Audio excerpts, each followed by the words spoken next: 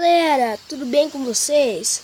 Aqui quem fala é o Dani Clash e hoje eu vou trazer um vídeo pra vocês atacando só com arqueiras. O vídeo passado foi atacando só com bárbaros, agora vai ser só com arqueiras. Bora pra esse ataque. Vou procurar uma vila muito forte pra elas.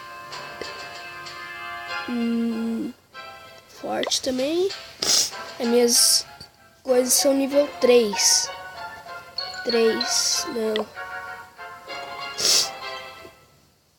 Não, muito forte também.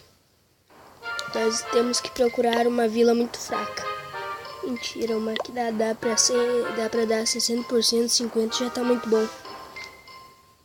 Duas coisas já tá ouro. Duas estrelas. Já tá ouro pra mim. Daí eu consigo ganhar o... Como é que é o nome? O negócio pra coletar do castelo. Muito forte. Forte também. Olha esse aqui.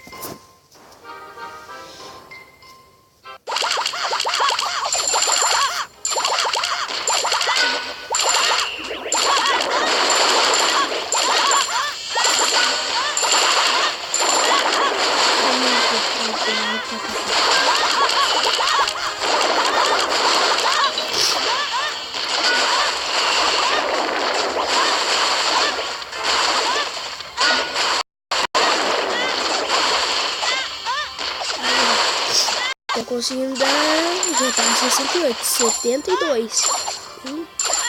Legal. Eu consigo dar 100% ligeirinho. Vamos ver se tem ali. Elas têm que se dividir. Tem que ir um pouco pra lá e um pouco pra cá, mas acho que elas vão todas pra lá.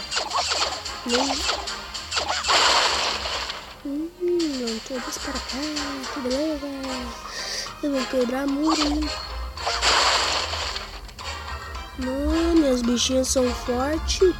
110 arqueiros, vai morrer umas 50 ali. Aí ó, 100%.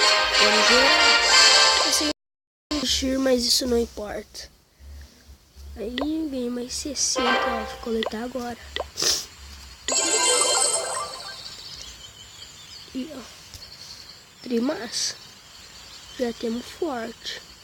E aí galera, esse foi o vídeo. Se vocês gostaram, não esquece de deixar aquele like para fortalecer o canal e não esquece de se inscrever. Valeu, até a próxima.